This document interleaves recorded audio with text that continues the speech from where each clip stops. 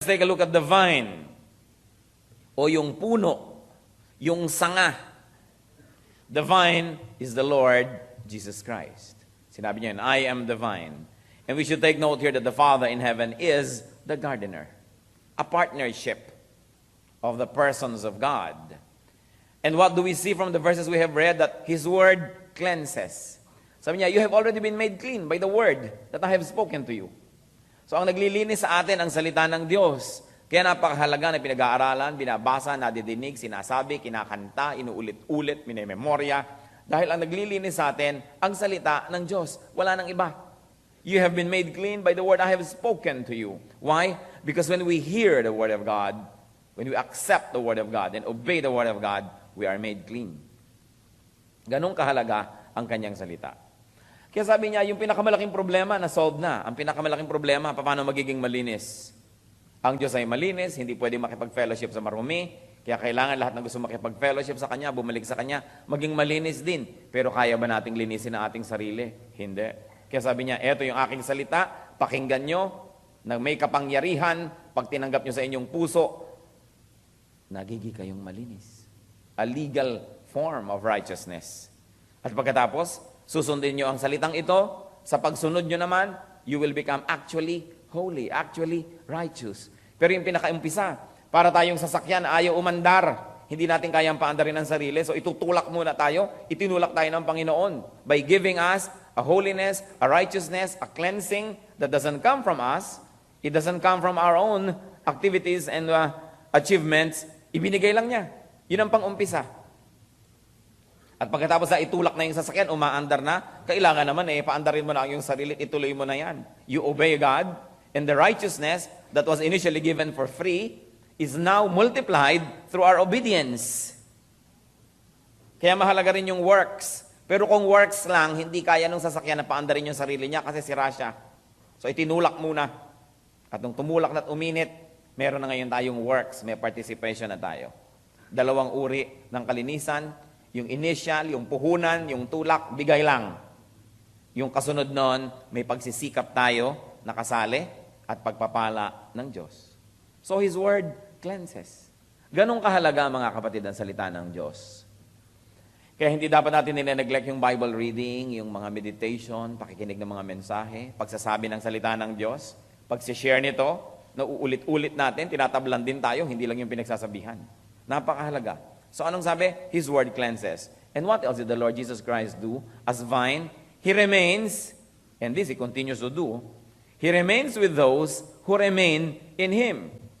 Merong mga tao nagsasabi, parang ang layo-layo sa akin ng Diyos ngayon.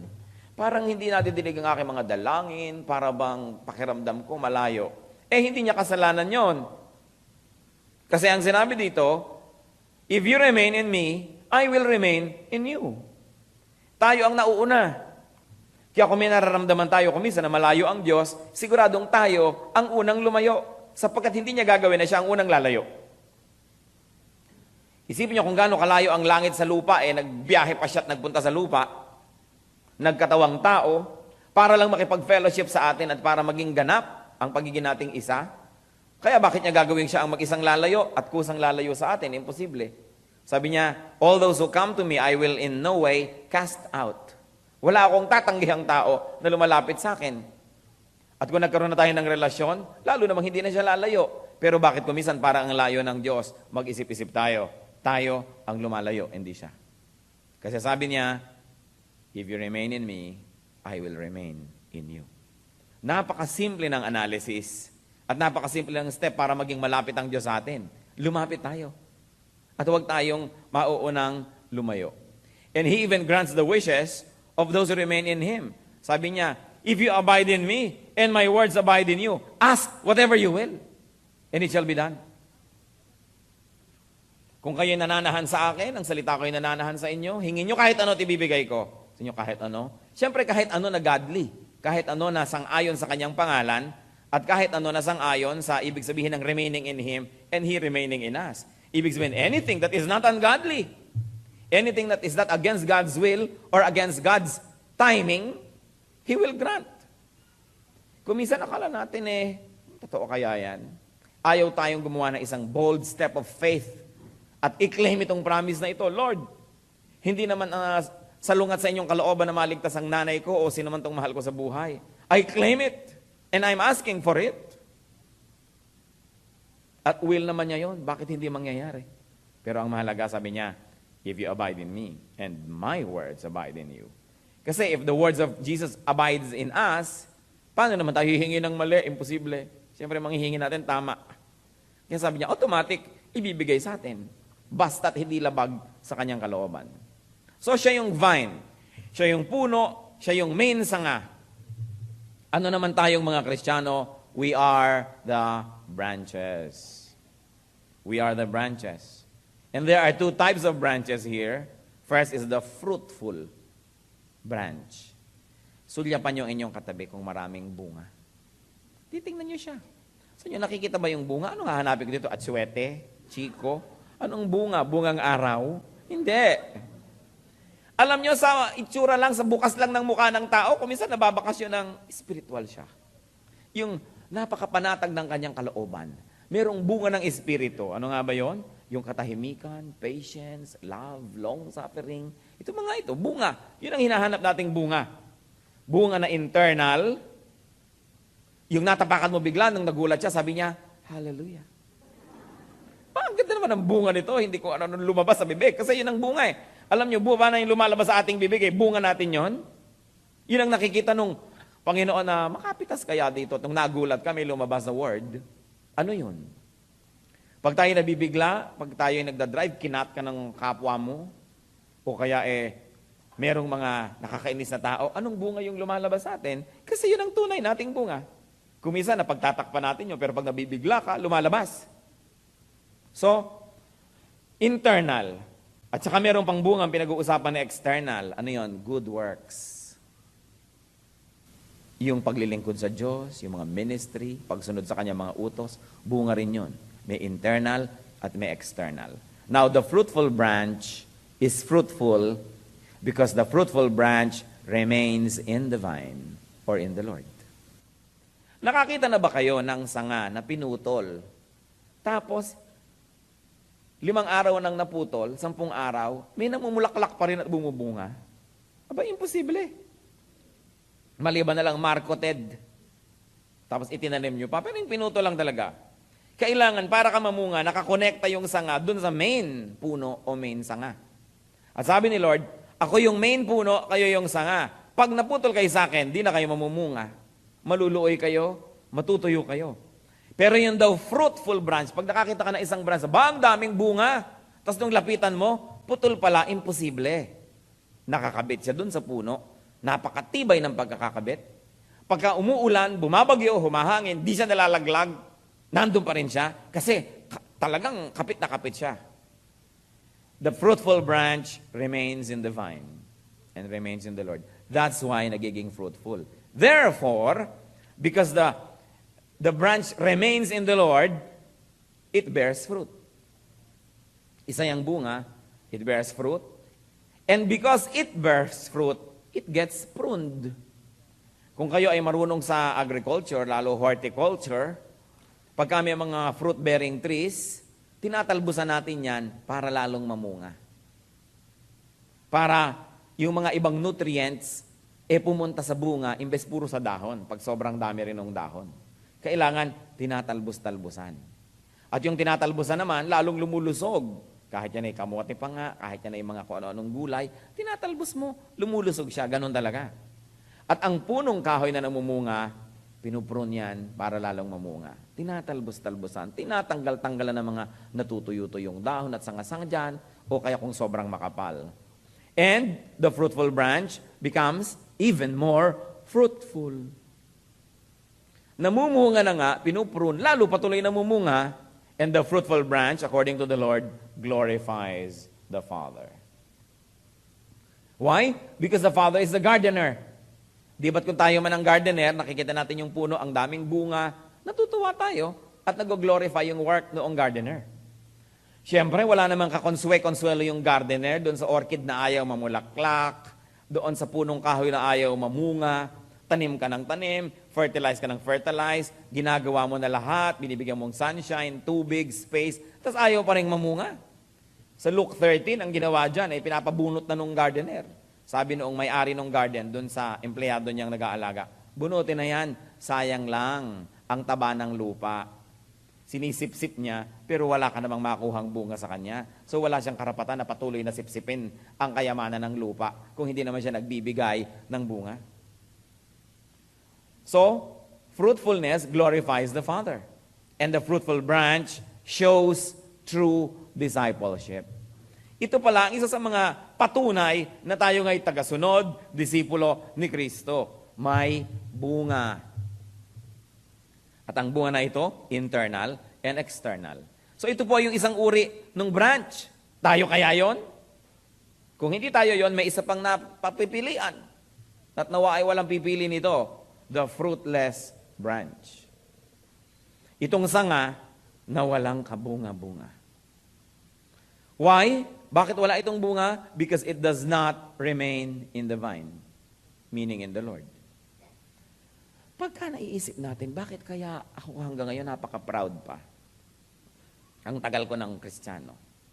Bakit kaya hanggang ngayon maiinitin pa masyado yung ulo ko katulad din nung dating di pa ako mananampalataya? Bakit kaya hanggang ngayon punong-puno pa ako ng mga lustful desires, hindi man lang nabawasan? Hindi man lang nag-tame? Bakit kaya ngayon puro pa rin na sobrang materialism ang laman ng utak ko? Bakit kaya hanggang ngayon tinatamad ako sa mag-Bible study? Ayaw ko maglingkod sa Diyos? Wala man lang akong ministry. Lagi na lang akong parang bisita sa church. Wala akong ginagawang iba kundi maupot, makinig at umalis at paglingkuran ng iba.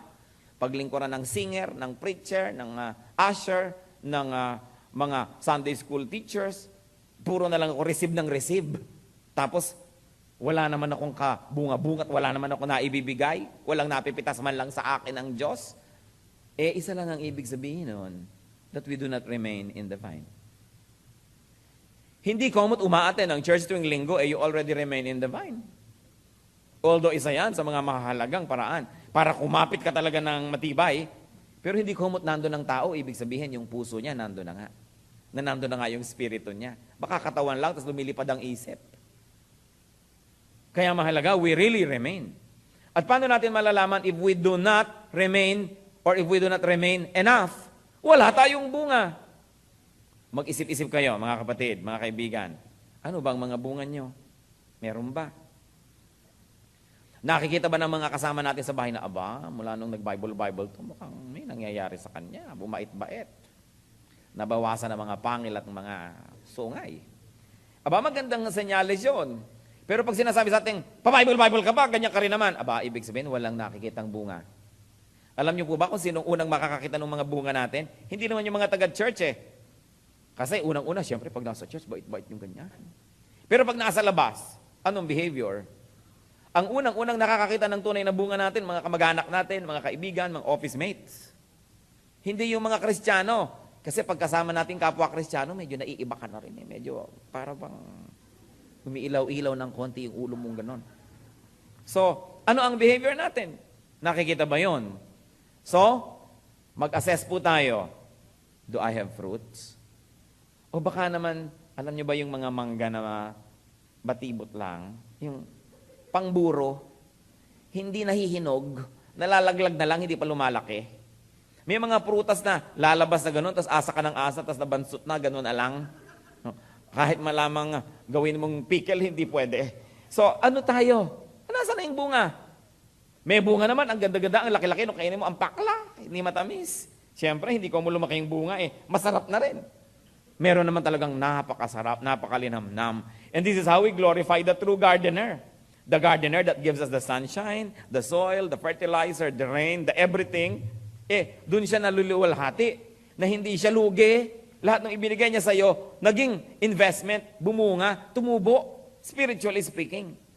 Alam niyo ba na isa pang napakalaking bunga at napakagandang bunga, yung una, nag-iisa lang kayong umaattend dito, tapos biglang, may kasama na kayo ngayong isa. Mamaya, dalawa, mamaya, isang barangay na kayo. Mamaya, parang excursion sa Manila Zoo, excursion sa Manila Dam, dala-dala nyo lahat ng mga tao dito. Parang sa lamesa dam, nung araw, excursion site yan. Ganon. Aba, ang bunga naman ng kapatid na to. Hindi yung dadating isa. Ilang taong ka na umaattend dito? 7. Ha? Wala ka man lang nahikayat dalhin kay Lord? Baka naman walang nakikitang magandang bunga sa isa bahay, sa opisina, sa barangay nyo. Kaya wala man lang may ibig sumama. Kung kayo dumadaan sa mga neighborhood na masisikip, yung galing kayo sa church, kayo pakanta-kanta pat ang saya-saya nyo. Yung mga naglalabadong mga miserable, ano kaya sikreto ng babaeng ito o ng lalaking ito? Makasunod nga dito, makasama minsan. Dahil gusto ko rin maging tulad niya. O, ano ba ang nakikita sa atin? Kung walang mga bunga, ang ibig sabihin, we don't remain in the Lord. Baligtarin nyo lang yung logic. Ano pa? The fruitless branch can do nothing. Ibig sabihin, can do nothing good. Hindi makapagpatawad. Hindi makahingi ng tawad. Hindi makalayo sa kulasisi. Hindi makabitaw-bitaw sa bisyo, sa drugs, sa kung ano-ano pa man. Hindi makagawa ng mabuti. Hindi magising ng maaga kung kailangan. Hindi sipag-sipagin umaten ng ganito at ng ganyang mga Bible study. Walang magawa. Hindi kaya. Bakit hindi kaya? Because apart from the Lord, we can do nothing. Pero pagka yung mga dati kong desire, natatalo ko na ngayon sa power ni Lord. May nangyayari, I'm able to do something. Nare-reverse yun. Yung mga dating hindi ako mabubuhay kung wala itong si Bigote, ngayon pwede na ako mabuhay. No? Yung pwede na, may nangyayari sa buhay ko. Hindi ako dependent on others. Hindi ako masyadong nakasandal, nakaasa sa iba. Ang kaligayahan ko kay Lord. My hope is in the Lord. Yung makinakata natin, my hope is in you, Lord. My strength is in you, Lord. Hindi yung naka-hope ka, naka-strength ka, sa kapwa mo tao lang. Pag wala na siya, nanghihina ka na, hindi ka na pwedeng mabuhay. Kulang ang space ni Lord sa iyong puso pag ganon. Sabi, love the Lord your God with all your heart and with all your strength, with all your might, with everything. Ibig sabihin, pag may tao dyan na pagka nawala, hindi mo kayang tumayo, wala si Lord enough presence in your life. Kasi hindi ka sa Kanya nakaasa, sa tao lang pala. Hindi naman tayo pinagbabawalang umibig sa tao, lalo't hindi bawal na pag-ibig. Pero, yung Diyos ang mauna. Umalis at dumating ang taong ito, nakatayo ako, kasi ang Diyos ang nagbibigay sa akin ng lakas, hindi ang taong ito lamang. Hindi yung dignity ko lang, o yung position ko lang sa opisina, o yung pera ko, yung wealth ko, yung beauty ko, doon ako nakaasa. At kung nawala yon, ano na mangyayari sa'yo? Tatalong ka na sa ilog Pasig. Na hindi ka pa nalulunod, namatay ka na kasi na-poison ka. So, those who are fruitless can do nothing. Those who are apart from the Lord can do nothing. Kaya alam na alam nyo, pagka ang tao, hindi sapat yung pagkakakapit doon sa sanga ng Panginoon. Yung alam mo, tigilan mo na yung masama mong relasyon. Hindi ko kaya. Yan. Kulang. Kasi I can do nothing. Or I cannot do enough. Mag-serve ka naman kay Lord, di ko kaya, mahiyain ako. Ayaw ng Diyos sa mga taong mahiyain. Alam niyo yung mga taong mahiyain, walang magagawa sa buhay. Walang ma-achieve. Kaya kailangan tinatalo natin yan. Because the Bible says, I can do all things in Christ who gives me strength. Hindi pwedeng, nahina kasi ako sapagkat ako'y tao lamang. Alam ko na yon, luma na yan, talagang tao ka lang. Pero tinanggap mo na si Jesus. Tinanggap mo na ang Espiritu. Ang katawan mo, ang puso mo, naging templo na ng Holy Spirit, hindi ka na tao lang. Ikaw ay tinatahanan ng Espiritu ng Diyos. May power, merong strength. Get attached, get more deeply attached to the branch who enables. So, the fruitless branch obviously does not bear any fruit. Walang bunga. Wala kang makita. At anong ginagawa sa mga ganon? The fruitless branch is cut off from the vine. Ngayon, kung kayo yung mga born again at mga saved na kay Lord, huwag yung isipin na biglang, ay, wala akong bunga, natanggalan ako ng salvation. Hindi naman sinabing salvation ito You are cut off probably from blessings. You are cut off from protection. You are cut off from the ministry. Kung nasa ministry ka na, wala kang bunga, reklamo ka ng reklamo, lagi ka na lang late, hindi ka madisiplina, ayaw mo magsuot ng prescribed uniform, pinagpipilitan na ba yung ibig mo, you are cut off. Ibig sabihin, kapatid, magpahinga ka na muna. Baka kailangan mo ng bakasyon sa Spratly Island, o sa Kabul, o kung saan man, Beirut, no? Baka kailangan mong magbakasyon sa mga lugar na to, Basilan, ganyan. So, alis ka muna sa Sunday school. Meron ka ng ministry na aalis ka pa, you are being cut off, ibig sabihin, wala kang bunga.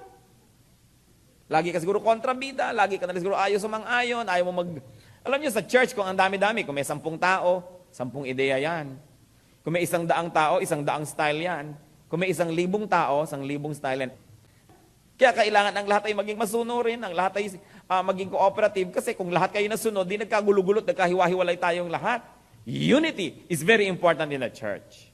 And to preserve unity, many people will have to make personal sacrifices to do things they don't always believe in or don't fully believe in for the sake of the unity. As long as yung ipinapagawa sa inyo, hindi naman evil. Anong mangyayari sa isang church na bawat kagustuhan ng bawat isa ay nasunod? Di nagkagiba-giba at nagkawasak-wasak at nagkahiwa-hiwalay yan. Kaya, you offer at the altar of the Lord your ego, your style, sometimes your culture, your personal way of doing things for the sake of unity. Hindi nyo naman pwedeng igalang yung church na lahat din ang gusto nyo, sinunod eh. Dahil paano kung yung taong number 2, ang kagustuhan, kabaligtaran ng gusto nyo? Paano na? Sino na ngayon ang susundin? Magulo. Kaya kailangan marunong tayo mag-sacrifice. Mga magulang na sinasabi, ang anak nyo, ilagay nyo sa Sunday school, 3 linggo, 4 na linggo na kayo dito, di bale sana kung first time. Second time, hindi pa sana yung anak nyo. Pero hindi talaga kayo kung mag-Sunday school ang anak ko. Anong gagawin sa inyo? Tapos nakikita kayo ng mga iba na sumusunod, tuturo sa asiret, ba't yan di sumusunod? Kakagulo-gulo na tayo. Importante to obey. So, ano nangyayari? You are cut off from the vine. You are cut off from happiness. You are cut off from joy, from productiveness, probably even from material wealth. You are cut off from peace of mind. You are cut off from all nice and beautiful and good things. And it's terrible, brothers and sisters, to be cut off from the ministry.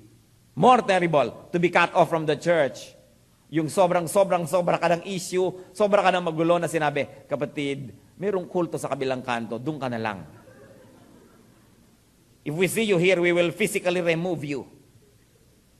Alam nyo, hindi lingid sa inyo, mayroong mga tao that we will physically remove when we see here because they cause trouble.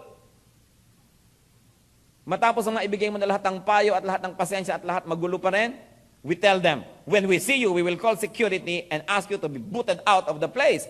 Hindi ako nagbibiro. Meron nun. Kayo kaya yung susunod na.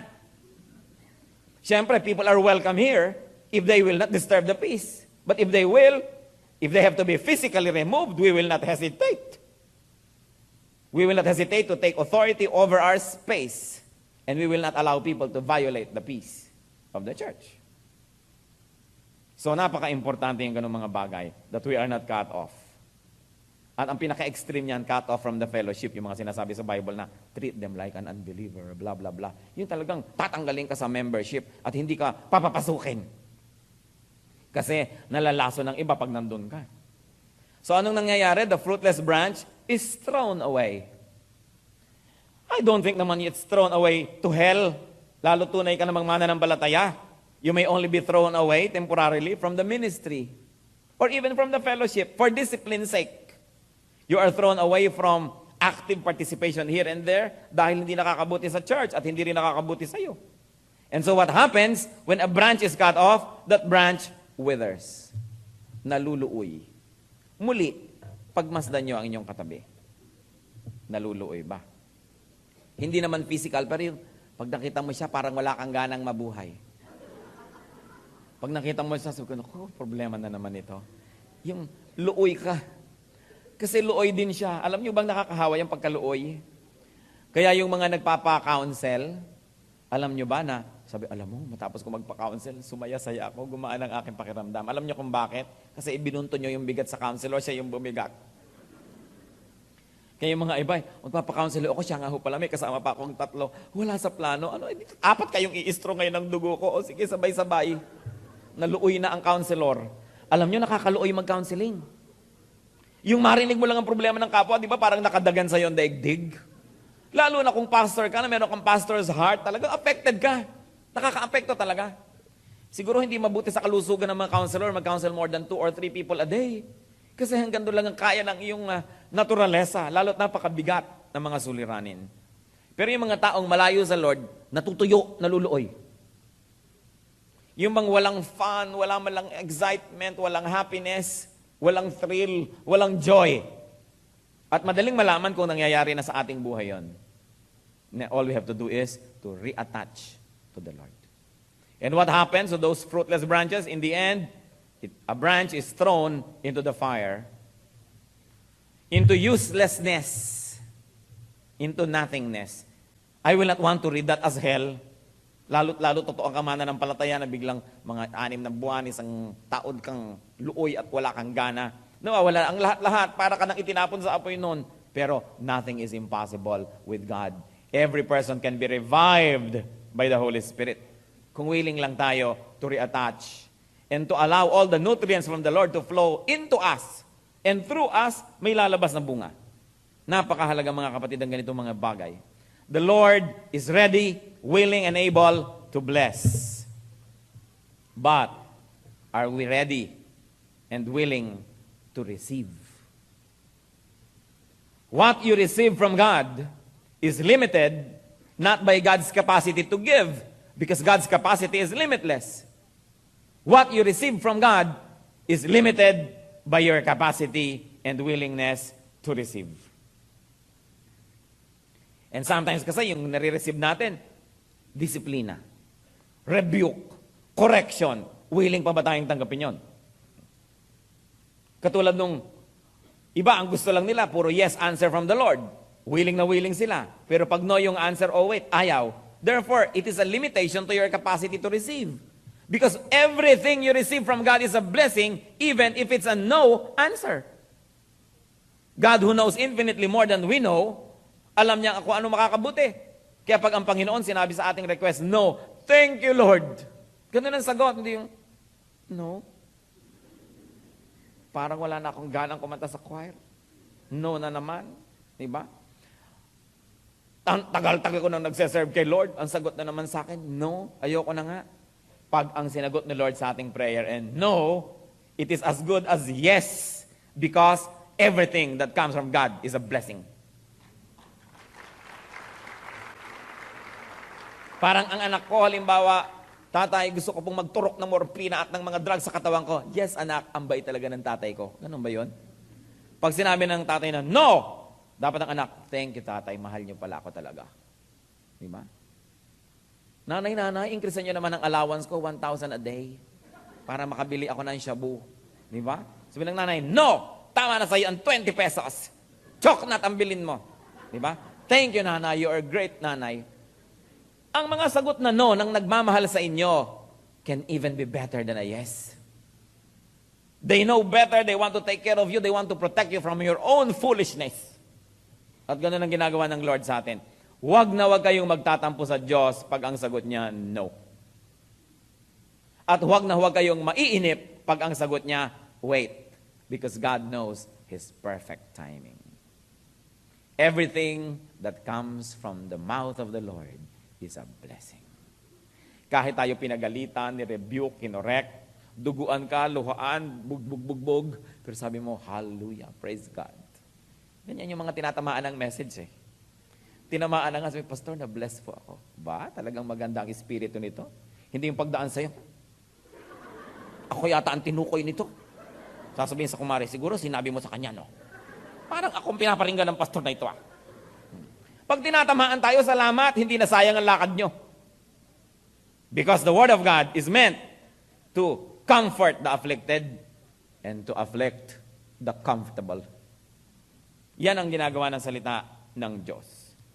Now, the Lord blesses, nakita nyo ba't napansin, that the Lord blesses those that bear fruit? Ang binless niya, yung may bunga na. He multiplies the capacity of those that yield fruits first. Sino ang binibigyan ni Lord ng kakayahan na mas mamunga ng marami? Yung may bunga na. Kaya kailangan, pag tinignan tayo ni Lord, kahit paano, may bunga na tayo para multiplyin niya. Kasi yung 0 na bunga, kahit multiply by 100, 0 pa rin. Kahit multiply by 1 zillion, 0 pa rin. Kaya pag 0 kayo, huwag kayong umasa na magkakaroon kayong blessing dahil walang namumultiply. Kailangan may namumultiply. At least 1. Eh kung 2, 3, 4, 5 ang fruit nyo, ilan ngayon ang magiging bunga pag minultiply ni Lord? Pero tatandaan nyo ito ha. The Lord multiplies blessings. Kailangan meron muna kayong ipinapamultiply sa Kanya. para meron siyang paramihin. Parang yung balo, sabi niya, naku po, prophet, hirap na hirap kami, namatay ang asawa ko, ang mga anak ko ibabayad sa utang, paano ba yan? Sabi ng prophet, what do you have at home? Nothing, wala ho. Mag-isip ka. Meron ho kaming konting oil, yun lang talaga, wala nang iba. Sabi, o sige, manghiram ka ng mga empty jar sa mga kapitbahay, isara mong pinto, isalin mo yung oil mo. At nung isinalin niya, hindi mo ubos-ubos yung oil. Kung gaano karami yung jar na nahiram niya, yun ang napuno. At nung wala nang mapagsidlan, tumigil ang pagdami ng oil. You see, God cannot be limited. Ang limitasyon natin, ilan ba ang empty jars natin para mapuno niya? Pero anong binless niya? Yung babaeng may konti ng oil sa bahay. Hindi yung zero. Dapat meron tayong bunga para tayo mabless. At yung maraming bunga, magtataka ka, lalong dumadami.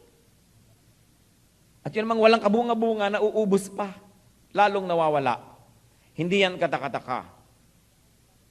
At itong isa nating dapat tandaan, mga kapatid, the way to blessedness, the way to fruitfulness, is through fruit-bearing first. And the Lord's way to increase fruitfulness, pruning.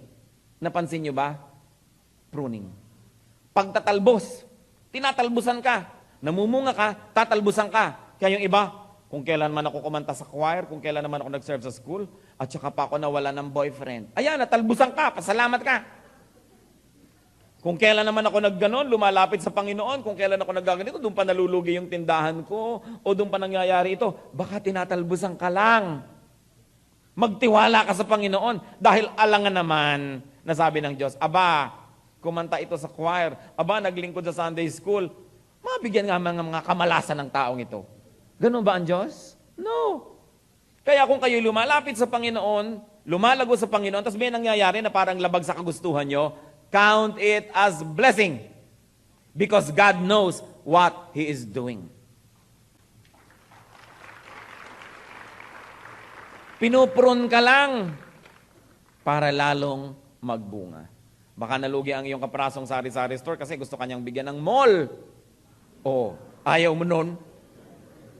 Sa Hebrews 12:1, nakita natin sa isang poetic device yung pruning. Sabi ni Paul, or nung writer ng Hebrews, therefore, since we are surrounded by such a great cloud of witnesses, let us throw off everything that hinders and the sin that so easily entangles, and let us run with perseverance the race marked out for us. Ang tumatakbo nga naman sa mga karera, hindi naman yung may dala kang kawali, may dala kang kalan, may dala kang mga kabag. Tinatanggal mo lahat, kaya nga nakasando ka na lang at maliit na shorts para ka magaan, para ka makatakbo. Pruning. Travel light. Magbawas ng bagahe sa buhay para makatakbo. At yun ay napakahalaga. So, fruitful Christians, allow the Lord to prune first your thoughts. Psalm 94:11, the Lord knows the thoughts of man. He knows that they are futile. Walang katuturan ng marami natin mga iniisip. Sa isip pa lang, Lord, i-prune niyo po ang thought life ko. Kung ano-ano mga nai-imagine ko. Kung ano-ano mga pumapasok sa aking mga yamang imahinasyon. Mga fears, mga desires, mga iniimbento kong mga dilubyong nagpapatakot sa akin, etc., etc. Prune your thoughts. Allow the Lord to prune your words. Proverbs 10:19. When words are many, sin is not absent. But he who holds his tongue is wise. Less words, less sins. Unless you're preaching or teaching. Allow the Lord to prune even your vocabulary. And then allow the Lord to prune your actions and your deeds. 1 Corinthians 9:27. Sabi ni Paul, no, I beat my body and make it my slave, so that after I have preached to others, I myself will not be disqualified for the prize. Sabi, binubugbog ko, pinupukpok ko, minamaso, minamartilyo, kinokorte ko ang katawan ko para sumunod at hindi para siyang sinusunod ko. Hindi naku, gustong-gusto na ng bibig ko ng sigarilyo, gustong-gusto na ng dugo ko ng drugs, gustong-gusto na ng katawan ko nito at ng katawan, susunod-sunod ka na. Yun nga yung espiritu, yung kabanalan mo ay nagiging slave ng iyong body. Ang sabi ni Paul, I beat my body to make it my slave, not my master. When you make your body your master, nagsasuffer ang inyong kaluluwa. Sabi, I beat it. I discipline my body to make it my slave. So, sa isip, sa salita, sa gawa, parang panatang makabayan. Allow the Lord to prune your thoughts, your words, your actions, your deeds, your activities. Siyempre, pag naglilingkod ka sa Lord, nag-go-grow ka, marami kang ibang activities na hindi mo na magagawa kasi wala ng oras, conflict na, napuprune. Natural. The law of impenetrability says only one thing occupies one place at one time. So, hindi pwedeng pinagsasabay-sabay yan. Isa lang pinipili mo. And then prune all the others that are not important. Mahalaga yung disiplina. Psalm 94:12. Blessed is the man you discipline, O Lord. The man you teach from your law. Ang dinidisiplina, pinagpapala. Hindi yung pag dinidisiplina ka ng superior mo, dinidisiplina ka ng organisasyon, nagagalit ka at nagre-rebelde ka. Pagpapala ang tunay at makadiyos na disiplina. Nang sa ganun, napuprud tayo, naaayos tayo. At pag inisip natin the way to being cut off from fruitfulness, from ministry and from privilege, the way to being burned is fruitlessness. Pag inisip natin yan, ano ang pinakamadaling paraan para mawala sa ministry, mawala ng joy, mawala ng bunga, mawala ng mga pribilehiyo? Fruitlessness. Subukan mong huwag kang mamunga. Tagal-tagalan mo ng konti at mararamdaman mo that you are being cut off. Mark 13:12. The Lord says, whoever does not have even what he has will be taken from him. Ganon din sa ministry, mga kapatid Bakit yung mga church na lumalago, siya pang lalong lumalago? At yung church naman na matamlay, walang nangyayari, nauubusan pa lalo ng tao. Kasi ang sabi ni Lord, whoever does not have, meaning fruits, even what he has, the little that he has, will be taken from him. You know why? You know why, church? Because the Lord is a wise investor. Hindi siya mamumuhunan sa lugi. Hindi siya patuloy na magsasayang ng puhunan sa hindi kumikita, sa walang bunga. Kaya nakita nyo nung nagbigay siya ng talents o pera doon sa mga tao, may binig siya ng malaki, merong mga gitna, merong maliit. Nung bumalik siya, yung tumubo na binigyan ng malaki, natuwa siya. Yung binigyan ng konti, tas ni wala man lang na parami, binawi pa at ibinigay doon sa marami na. Ito yung context ng pinag-uusapan natin. Yung binibigyan ni Lord ng maraming blessing, tapos namumunga, yun ang bibigyan palalo.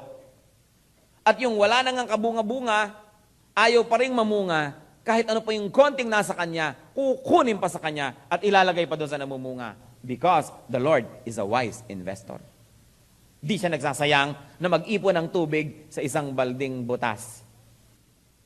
Dahil kahit gano'ng karaming ilagay mo doon, ubus din, wala ring nangyayari. The Lord is not a fool. Therefore, kahit sa ministry, mga kapatid, magi tayong matapat, nakaasa sa Diyos, masipag, we do our best, it's impossible not to bear some fruits. And when the Lord sees at least some fruits, He prunes you. He cuts off probably some relations, some activities, some dreams, some plans, tinatanggal. Makakapokus ka lalo doon sa iyong vision, sa iyong mission na kay Lord. And then, you become even more and more fruitful. The Lord loves to multiply, but no amount of multiplication will increase somebody who is zero. Walang mangyayari. To be blessed, therefore, give the Lord at least one to add to, or two to multiply, para dumami ang ating blessing. This is true in spirituality, in ministry, in enterprise. Question, church, are you being fruitful for God's glory? If yes, be ready to be pruned and be ready to be blessed some more. Huwag kayong magreklamo pag fruitful kayo kay Lord, tapos parang may mga natatanggal sa buhay nyo, pruning yun. Thank God. Because God sees beyond what our thoughts can see. Are you feeling, on the other hand, are you being cut off? Nararamdaman nyo ba na parang papalayo yata kayo ng papalayo at nawawala ng nawawala? Examine possible fruitlessness or examine possible refusal to be fruitful. Baka inaalok na kayo ng ministry, pinapatulong na kayo, ayaw nyo pa. Ayaw nyong mamunga. Kung ano ibibigay sa inyo ni Lord para kayo mamunga, kukunin niya at ibibigay sa iba. Tanggi tayo ng tanggi, delay ng delay. Alam nyo sa church, paano nyo malalaman na tunay na kayo member? Meron kayong trabaho. Meron kayong ginagawa. Meron kayong ministry. Hindi yung dumating kayo at hindi, pareho lang yung church. Ibig sabihin nun, hindi pa tayo tunay na member. Ang membership, hindi nakukuha sa pumirma ka sa papel, natapos mo lahat ng kurso, nagawa mo lahat, tapos eto, official member ka na, nakalista ka sa SEC, nakasulat ang pangalan mo sa pader sa luneta. Hindi yon. Meron ka bang ginagawa? Meron ka bang paglilingkod? Yun pa lang ang tunay na membership. At ang gusto ng Lord, lahat namumunga. Lahat may ginagawa. Can you imagine what growth will happen to a church na ang lahat may ginagawa? Lalo't according to your talent, according to the giftedness, according to your training. Kaya nga bumubuo tayo ng mga grupo. O grupo ng mga doktor, grupo ng mga hukom, grupo ng mga abogado, grupo ng mga artist, at marami pa, grupo ng mga nasa government service, gagawin natin yan, grupo ng mga nasa private sector, grupo ng mga negosyante, grupo ng mga ganito, grupo ng mga naghahanap ng biyenan, grupo ng this, grupo ng ganyan, para ma-focus kayo sa inyong alam, sa inyong training, sa inyong kakayahan, at makapaglingkod kayo. Hindi lang sa local church na ito, kundi sa marami nating pinaglilingkurang mga kapatiran at mga kaibigan sa labas ng church na ito. That is the true measure of church membership when you are already useful. Proverbs 29:1. A man who remains stiff-necked after many rebukes will suddenly be destroyed without remedy. Ang taong patuloy na nagtitigas-tigasan, matapos at sa kabila ng napakaraming mga paalala, ay biglang wawasakin at di na makababangon pang muli. Walang kagamutan. Kaya pakinggan natin ang mga paalala ng Diyos and let us be fruitful. Fruit inside, ugali, pananaw. Fruit outside, good works, service. Ecclesiastes 12:14. God will bring every deed into judgment.